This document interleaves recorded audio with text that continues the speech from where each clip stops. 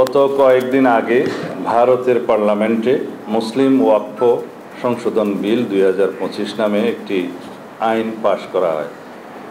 আইনটির বিভিন্ন ধারা বিশ্লেষণ করে আমরা দেখেছি যে ভারতের সংখ্যালঘু মুসলমানদের অধিকার খর্ব করা এবং বৈষম্যমূলক আচরণের চেষ্টা করা হয়েছে এই আইনে। ভারতে মুসলমানরা এবং বিভিন্ন মুসলিম সংগঠন এই বিলকে অসাংবিধানিক রাজনৈতিক উদ্দেশ্য প্রণোদিত বলে প্রতিক্রিয়া ব্যক্ত করেছেন। ওয়াকফ হলো ইসলামী দানের একটি প্রাচীন ব্যবস্থা। ওয়াকফের মাধ্যমে কোনো ব্যক্তি স্থায়ীভাবে সাধারণ জমির মতো কোনো সম্পত্তি ধর্মীয় বা জনহিতকর কাজে ব্যবহারের জন্য দান করেন। এই ধরনের ওয়াকফ সম্পত্তি বিক্রি করা বা কারো নামে হস্তান্তর করা যায় না। ভারতের জনসংখ্যার 14%, অর্থাৎ প্রায় 20 কোটি মুসলমানদের ধর্মীয় ঐতিহ্য, অধিকার, সংস্কৃতি ও স্বার্থবিরোধী এই আইনকে অপব্যবহারের যথেষ্ট সুযোগ রয়েছে, যা ইসলামী ধর্মীয় প্রতিষ্ঠানসমূহের পরিচালনার ক্ষেত্রে ব্যাপক বিপর্যয়কর পরিস্থিতি সৃষ্টি করতে পারে। ভারতে ওয়াকফ বোর্ডগুলোর অধীনে প্রায় 10 লক্ষ একর সম্পত্তির মধ্যে অধিকাংশই ব্যবহৃত হয় মসজিদ, মাদ্রাসা, কবরস্থান ও এতিমখানার মতো জনকল্যাণমূলক কাজে।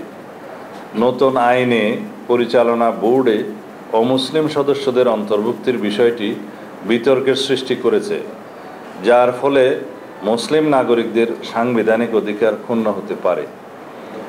মুসলমানদের ধর্মীয় অধিকারে হস্তক্ষেপের কারণে এবং বৈষম্যমূলক আচরণের ফলে সাম্প্রদায়িক সম্প্রীতি বিনষ্টের আশঙ্কা দেখা দিতে পারে। এরকম কোনো পদক্ষেপ রাষ্ট্রীয় পর্যায় থেকে গ্রহণ করা সমীচীন নয় বলে আমরা মনে করি। ভারতে অন্যান্য ধর্মাবলম্বীদের এই জাতীয় বোর্ডে অথবা কোনো আইনি সংগঠনে ভিন্ন ধর্মাবলম্বীদের কোনো অন্তর্ভুক্তি দেখা যায় না। সেক্ষেত্রে এই আইনটি একটি বৈষম্যমূলক আইন হিসেবে বিবেচিত হবে।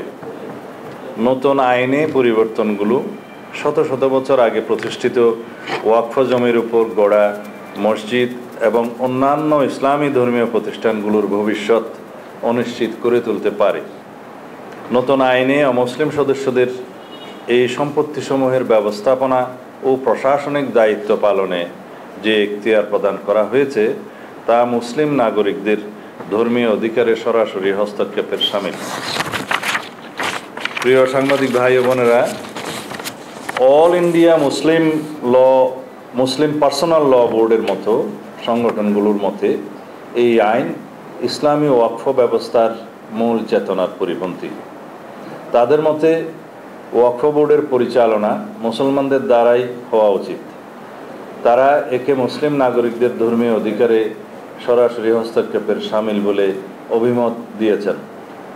ভারত একটি বৃহৎ গণতান্ত্রিক রাষ্ট্র। বৃহৎ গণতান্ত্রিক রাষ্ট্রে সকল ধর্মাবলম্বী নাগরিকদের ধর্মীয় অধিকার রক্ষায় রাষ্ট্রের অভিভাবকত্বের ভূমিকাকে সমুন্নত রেখে উক্ত আইনটি ভারত সরকার পুনর্বিবেচনা করবে, আমরা এই আশাবাদ ব্যক্ত করছি। আঞ্চলিক সাম্প্রদায়িক সম্প্রীতি বজায় রাখতে এই পদক্ষেপ একটি ঐতিহাসিক ভূমিকা পালন করবে বলে আমরা মনে করি।